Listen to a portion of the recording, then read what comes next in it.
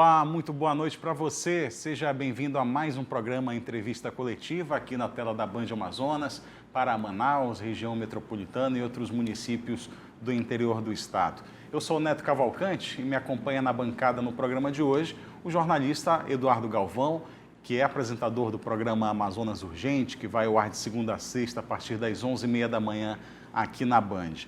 Hoje a gente conversa aqui na entrevista coletiva com o diretor-presidente do Instituto Municipal de Mobilidade Urbana, Paulo Henrique Martins, a quem eu dou boa noite, agradeço a presença mais uma vez aqui na entrevista coletiva.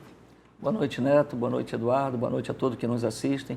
É uma satisfação, agradeço o convite para que a gente possa aqui falar sobre mobilidade, transporte, trânsito, esclarecer algumas dúvidas da população e também anunciar aquilo que a Prefeitura está preparando para os próximos meses, para os próximos anos.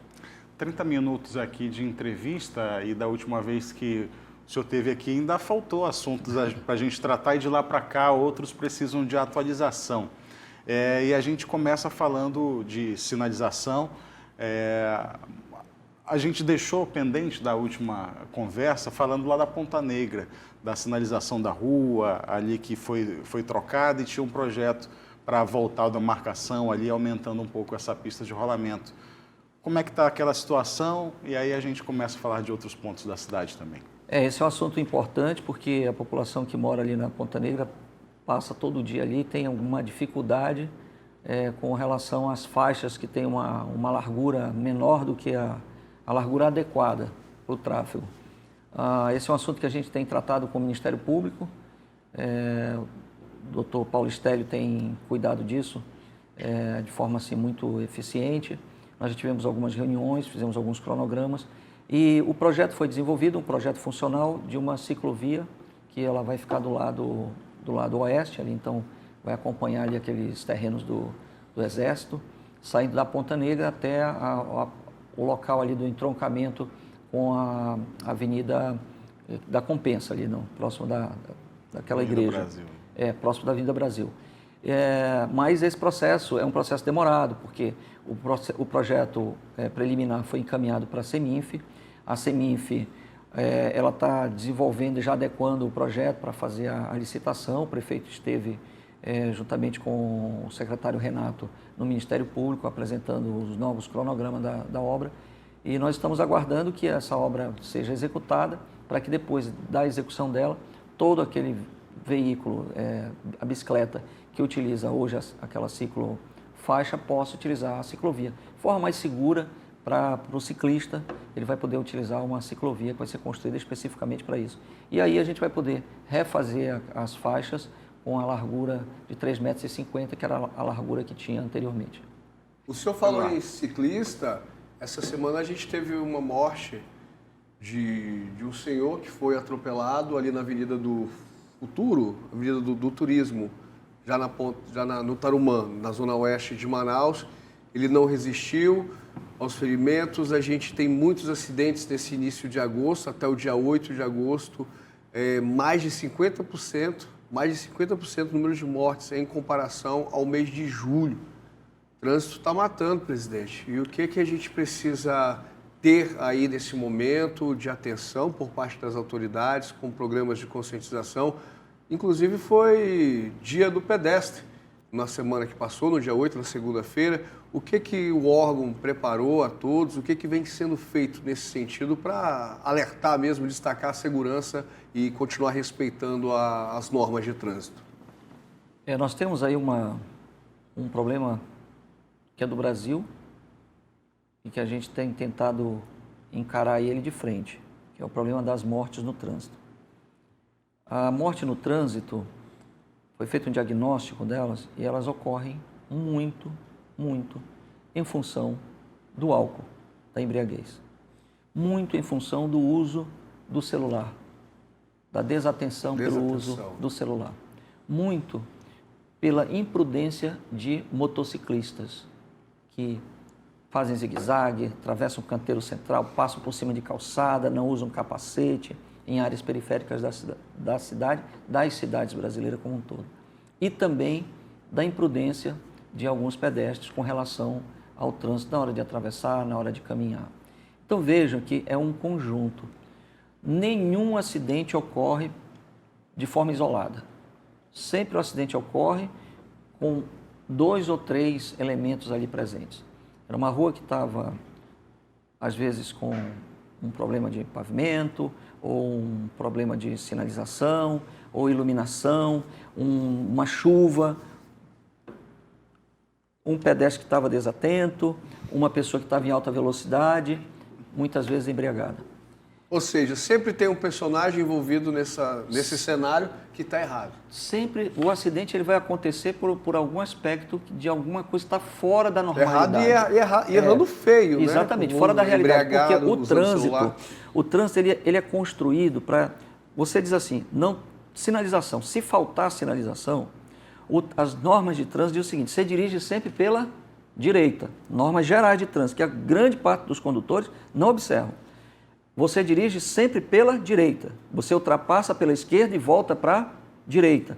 Quando você for iniciar a ultrapassagem, você precisa iniciar a ultrapassagem dando a seta. Então, se eu estou na direita, atrás de um outro veículo, eu preciso ultrapassar, eu inicio a ultrapassagem dando a seta. Aí a norma geral diz o seguinte, que o veículo não pode ultrapassar pela direita. E ele não pode ultrapassar um veículo que já iniciou a ultrapassagem. Olha como a regra... Ultrapassagem dupla. Olha como a regra ela é muito clara. Então, um veículo está trafegando na direita, precisou ultrapassar, ele ultrapassa pela esquerda, volta para a direita. O veículo de trás, quando o veículo da frente iniciou com o pisca, ele não pode mais ultrapassar. Mas essas regras não são cumpridas. Quando a regra começa a não ser cumprida, porque o carro dirige em baixa velocidade na esquerda, não usa a faixa da direita, aí o outro tem que ultrapassar pela direita, o veículo deu o sinal para ultrapassar o de trás, não para, ele ultrapassa mesmo o da frente já iniciando. Então, vejam que condutores que não dirigem corretamente começam a contribuir para esse problema no trânsito. Então, as normas gerais de circulação, tá lá no código. Todo condutor deveria saber. Aí você tem, dê uma volta na cidade à noite, nos postos de gasolina, entre num Select, num posto de gasolina, e vejam quantas pessoas estão ali tomando uma cerveja, o carro estacionado lá fora. Festas. Ontem teve uma festa famosa aqui na cidade e outras. A cidade inteira está cheia de festas, sábado à noite, na sexta, na quinta. E essas pessoas estão dirigindo como? Então, é essa reflexão que nós temos que fazer. Você está nos assistindo. Se você bebe e dirige, você é responsável. Ou você está colocando a sua vida em risco e colocando a vida dos demais. Se você entra num carro com uma pessoa que bebeu, porque você é namorada, esposa, ou é namorada e outra pessoa bebeu, você está colocando a sua vida em risco, porque você está colocando a vida na mão de uma pessoa que não tem condição de dirigir. Então, o que nós precisamos? Nós precisamos de mais controle. Nós precisamos de controle do álcool, nós precisamos ter o controle da velocidade, porque a velocidade é que mata. Um acidente que acontece em baixa velocidade, ele tem pouco impacto. A pessoa se acidenta, ela tem um problema, uma lesão, mas dificilmente um acidente em baixa velocidade vai levar, pode ocorrer... A não ser que esteja de moto e sem capacete, sem capacete, como foi o caso exatamente. também do acidente fatal da ponte sobre o Rio Negro. Exatamente, porque o condutor de motocicleta que não usa capacete, ele está com uma roleta russa. Ele está saindo de casa sem a proteção básica que é o capacete. Às vezes leva consigo, está no cotovelo. Está no cotovelo, ou às vezes só coloca na cabeça, não a fivela. Então, essas regras são básicas. Vamos para o ciclista. O ciclista, ele também tem as normas dele de circulação. É um veículo. Ele é um veículo. Tem que ser respeitado como tal. Ele tem que utilizar faixa, ele tem que sinalizar. O veículo precisa ter alguns equipamentos de segurança. Então, vejam que se todas essas normas forem cumpridas, a gente diminui drasticamente.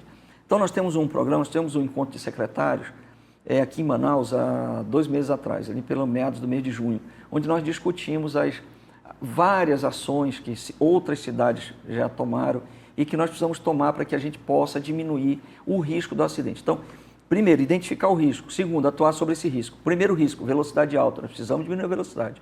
Como é que a gente diminui a velocidade? Colocando medidores de velocidade. Só que em Manaus parece uma coisa do outro mundo. Você falar que vai colocar radar para para limitar a velocidade. Não existe outra maneira de você controlar a velocidade. Fortaleza fez um belo trabalho. Sim, de Fortaleza redução. diminuiu a redução, você tem muitos controladores. São Paulo, você não anda além de 60 km em lugar nenhum, porque as vias de 60 km estão lá, os radares, os controladores de 60. Bom te identificar e tem as áreas de 50, e algumas cidades estão criando as áreas de 40 e as áreas de 30. Ou seja, é preciso baixar a velocidade. O carro na área urbana não foi feito para você correr, é para você se deslocar. E a velocidade máxima na área urbana é 60 km por hora. Então, qualquer um que estiver dirigindo acima disso, já infratou de cara. E ninguém é multado por um radar ou por um equipamento eletrônico se ele não estiver cometendo errado. Então, não vai punir quem faz o bem, não vai punir o bom condutor, só vai punir quem é o mau condutor. E esse mau condutor, que bebe, vai dirigir, que dirige em alta velocidade, que dirige sem habilitação, esse nós precisamos tirar das ruas, porque ele é um risco para os demais. Por isso que nós temos os acidentes de trânsito e por isso as mortes no trânsito. Nós desenvolvemos, por determinação do prefeito, um programa para a segurança viária. Então a gente chamou de Programa de Segurança Viária. Nesse programa nós temos várias ações que vão ser implementadas. Então, veja que nós temos, por exemplo, o iluminador da faixa de pedestre. Vias, nós colocamos que é um teste, porque o que acontece? No Brasil tem alguns iluminadores azuis. Nós entendemos que aquele azul está inadequado. Aquela sinalização azul do iluminador, ele é uma sinalização europeia. Então, nós fizemos um protótipo baseado na nossa legislação, que é o amarelo de advertência. Ele está em teste para testar a luminosidade, a quantidade. E dentro do nosso programa de segurança viária, por determinação do prefeito, nós vamos instalar até 100 desses iluminadores nos próximos anos. Então, faixas de vias rápidas, não vias rápidas, vias arteriais, como a Avenida das Torres, como aquela avenida ali, Coronel Teixeira, essas faixas vão ter os iluminadores para que o pedestre fique mais bem iluminado na faixa e o condutor tenha uma melhor visibilidade. Esse é um dos elementos, uma das metas do programa.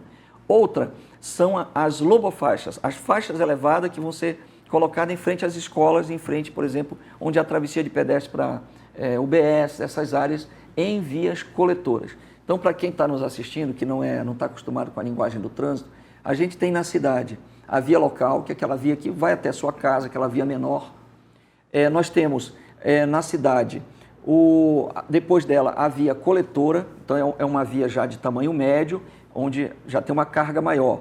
Vou dar um exemplo, a Avenida Timbiras é uma dessas vias coletoras. Depois nós vamos ter a via arterial. Nós temos aqui em frente à Band, a André Araújo, a Cosme Ferreira, a Coronel Teixeira, a Efigênio Salles. Essas são vias arteriais, ligam grandes partes da cidade. Então, nas vias arteriais, o iluminador de faixa, onde não tiver passarela e onde não tiver semáforo para pedestre. Nas vias coletoras, em frente às escolas, em frente às áreas de saúde, as lombofaixas. Com isso, a gente já faz com que o condutor reduza a velocidade naquele ponto e ele já vai passar ali com uma velocidade menor. E o programa das zonas, então nós vamos ter a zona 30, a zona 40, a zona 50 e a cidade toda 60 km por hora, para fazer o monitoramento através de câmeras e através de radares nessas áreas. Com isso, nós vamos diminuir muito a incidência dos acidentes, nós vamos minimizar os acidentes nesses lugares onde já está identificado pela engenharia. Paulo Henrique Martins, diretor-presidente do IMMU, Instituto Municipal de Mobilidade Urbana de Manaus.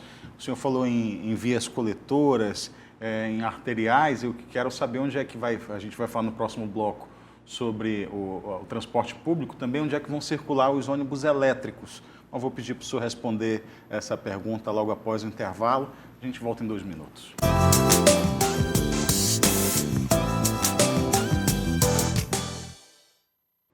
De volta com o programa Entrevista Coletiva aqui na Band Amazonas, recebendo Paulo Henrique Martins, que é o diretor-presidente do IMMU, que é o Instituto Municipal de Mobilidade Urbana de Manaus.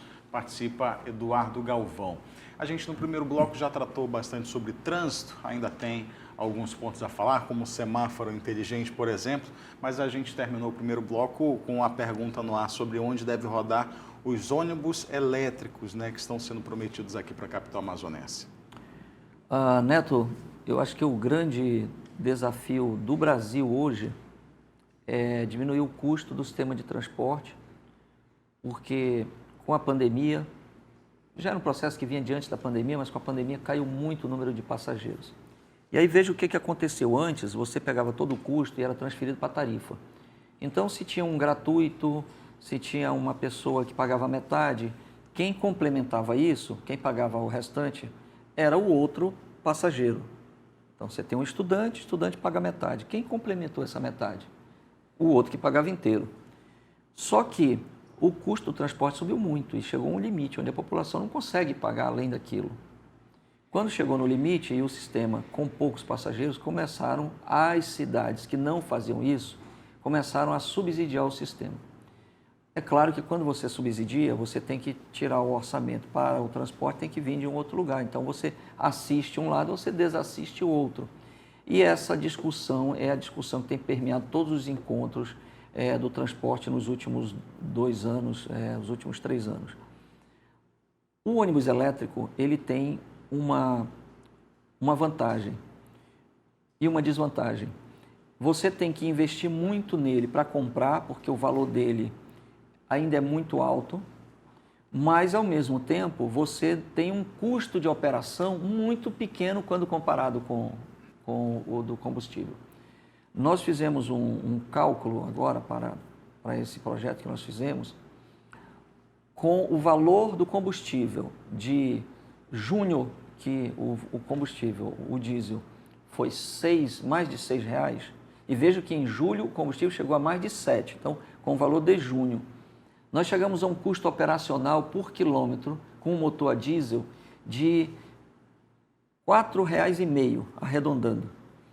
Enquanto que, se esse veículo for elétrico, o custo por quilômetro vai ser de R$ 1,50, arredondando. Então, vejo que diminui R$ 3,00 em cada quilômetro o custo operacional. Quando você coloca isso, você tem um ônibus que custa mais caro, por exemplo, um veículo padrão de 15 metros, ele vai custar aí próximo de R$1 milhão. Hoje ele com ar-condicionado, vidro colado, o melhor veículo. Enquanto que esse veículo, se ele for elétrico, ele vai custar em torno de R$2,5 milhões. Estou dando números assim redondos, próximos, tá? Para as pessoas poderem fazer essa avaliação. Desculpa, o senhor também, por favor, coloca na equação a manutenção desse que a gente está habituado, que vale R$1 milhão, e quanto seria a manutenção desse elétrico? Sim, a manutenção está dentro desse valor que eu dei. Desse montante de R$2 milhões, assim como do montante de R$1 milhão? O montante... Não, do preço por quilômetro. Né? Entendi. O preço por quilômetro já está considerando a manutenção. Perfeito. Tá? Que é menor para o veículo elétrico do que para o veículo, o motor a diesel, né? Combustão interna. Então, veja que a gente tem aí um investimento muito grande no início, mas você vai tendo a vantagem operacional. Isso significa que, se os governos, ou se nós conseguirmos carência para pagamento, ou fundos que cubram parte desse investimento, nós vamos conseguir comprar mais ônibus elétricos e vamos diminuir o custo operacional. Então, é esse trabalho que está sendo feito. Não é só um trabalho, o prefeito Davi Almeida determinou que o trabalho seja avaliado para que, a longo prazo, a médio e longo prazo, se possa fazer um investimento. Isso faz parte do programa dele, porque no programa de governo a gente tinha 4 etapas do transporte. A primeira etapa era a melhoria da qualidade do ônibus. Então, a população que assiste, que anda de transporte, sabe que melhorou.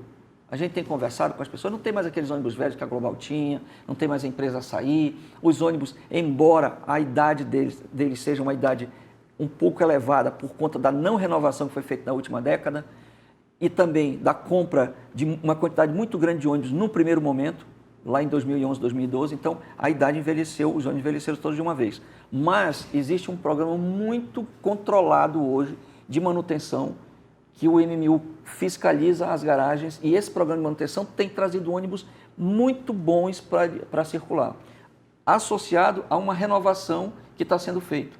Mesmo num processo muito difícil, o prefeito tem bancado essa renovação para que Manaus tenha ônibus melhores. Então, veja que, mas não é só isso.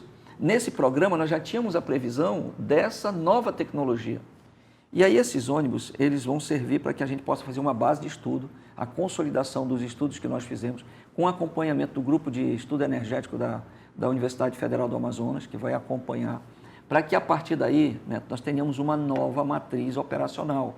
Não é para ser 10 ônibus, é para nós termos 100 ônibus, 500 ônibus, porque a médio prazo nós estimamos que a diminuição do custo vai ser muito grande. Primeiro, esse subsídio para a operação vai diminuir e nós podemos até, relativamente, porque a gente não sabe como a inflação vai ser nos próximos anos, mas relativamente nós podemos ter uma diminuição de tarifa em função da melhoria do custo operacional. Eu ia até perguntar isso, se chegaria, né, essa redução do custo, se chegaria a poder reduzir a tarifa. Tudo aquilo que nós reduzirmos e isso for sair da conta, a população vai ter um ganho no final. Então, é isso que a Prefeitura está se propondo a fazer, é isso que o prefeito determinou, é isso que o IMMU está fazendo. Nós desenvolvemos toda uma matriz de controle e nós vamos, a partir da compra desses ônibus, eles vão funcionar do T3 até o centro, ônibus padrão de 15 metros, nós vamos ter também ônibus padrão a diesel, na mesma linha, e nós vamos fazer o controle de quanto que ele está consumindo, em termos de combustível, em termos de energia, para que a gente possa ter essa equação que a gente montou, ela ser alimentada e nós temos os resultados daqui a alguns meses. O que a gente tem de tecnologia para melhorar o nosso trânsito? A gente falou aqui em semáforo inteligente, eu sei que tem câmeras que monitoram também o tempo inteiro as nossas vias. Eu sempre gosto de explicar para as pessoas, para elas entenderem o porquê do congestionamento. O congestionamento ocorre por uma demanda, uma carga de veículos maior do que a capacidade da via. Vou dar o exemplo da porta. Nós temos uma porta aqui na nossa frente, que deve ter ali mais ou menos 80 centímetros de largura. Naquela porta passam até 2 pessoas por vez. Se nós tivermos 50 pessoas nessa sala, o tempo de passagem ali vai ser 1. Se nós tivermos 500 pessoas, será outro. Então, ela tem uma capacidade e o congestionamento para passar na porta vai ser em função da carga relativa àquela capacidade. As vias são exatamente isso. Cada faixa de tráfego flui por cada faixa de tráfego sem interrupção em condição ideal, aproximadamente 1.500 veículos equivalente por hora. Então, se a gente tem aqui André Araújo, passam 3.000 veículos por hora. Aí você, lá na rotatória do Coroado, só consegue entrar metade desses carros na rotatória, você chegou com 3.000, vai travar. Então, essa fila começa a se criar, essa fila por falta de capacidade naquele ponto específico. E aí, o que influencia para essa falta de capacidade? Estacionamento, vias de mão dupla, viradas à esquerda, que, por exemplo, ali a Tancredo Neves é uma via que nem tem uma carga muito grande, mas ela está congestionada, porque ficam os carros entrando à esquerda. E estacionamento da calçada, que o cara precisa sair de ré para acessar a via. Então, tem muitos fatores que causam congestionamento. O que a gente tem feito é trabalhar cada via em cima de cada um desses fenômenos para que a gente possa ir diminuindo e reduzindo isso. Deixa eu lhe dar um exemplo específico aqui, então, com a relação à Torquato Tapajós.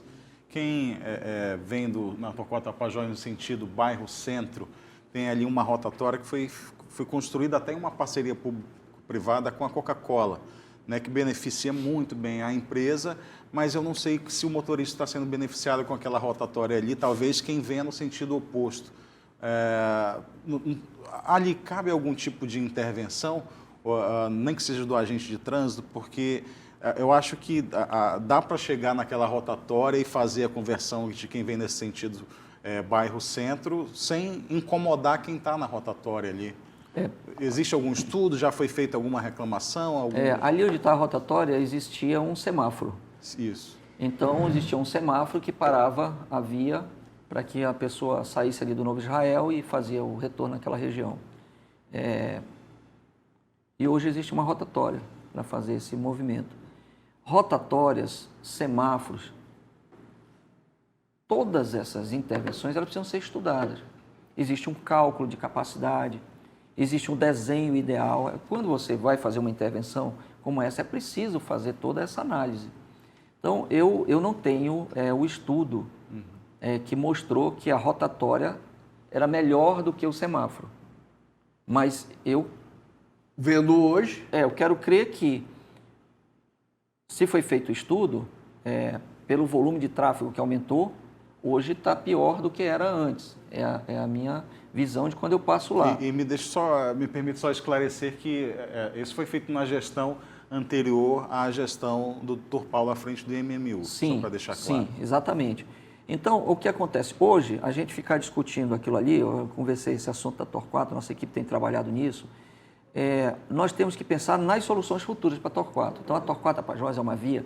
É inadmissível que você tenha, na entrada da cidade, uma via com apenas 2 faixas de tráfego. Isso. Aliás, a cidade de Manaus é uma das poucas cidades, e daí o problema do trânsito, ela tem poucas vias arteriais e essas vias arteriais só têm 2 faixas de tráfego. Então, nós precisamos de um amplo programa de melhoria da capacidade. No programa de governo do prefeito, Davi Almeida, ele tem ali um elemento de melhoria da capacidade, que é o alargamento. Nós estamos iniciando com o primeiro alargamento, que deve sair agora também aqui num convênio com o Estado, que é da Efigênio Salles. Então, a Efigênio Salles vai ganhar uma 3ª faixa. Agora, vejam que foi um trabalho cirúrgico. Foi identificado qual o trecho da Efigênio Salles que precisava do alargamento, porque talvez, às vezes, você não precisa alargar a via inteira. Você gasta um valor ali para alargar a via inteira, não precisa. Então, foi feita uma avaliação, está sendo feito um alargamento no local onde estava causando congestionamento, que é ali no semáforo do TCE, e também naquela via aqui da junção de quem vem desce a Recife e vira à esquerda e junta com a Maceió. Então você tem 2 faixas vindo da Maceió, 2 faixas da Recife e mais 2 faixas que vêm lá da Darcy Vargas. Então são 6 faixas que se transformam em 2. É impossível conseguir resolver o problema dali se você não alargar. Então ali vai ter um alargamento, vai virar 4 faixas, depois uma faixa vira à direita, continua com 3 faixas, com 2 baias para ônibus e a gente vai fazer fluir aquele trecho. Com isso a gente resolve o problema primeiro da Efigênio. E tem outros alargamentos, Paraíba, a gente tem um alargamento aqui dessa via que vai para o Japim, da Rodrigo Otávio. Então, no plano de governo do prefeito, tem várias intervenções que serão feitas nos próximos anos. E a Torquato Tapajós, que é o que a gente estava falando, ela está dentro desse programa de intervenções. A Torquato Tapajós precisa ter uma 3ª faixa com um corredor para ônibus. Por quê? Porque nós vamos colocar ali o T7.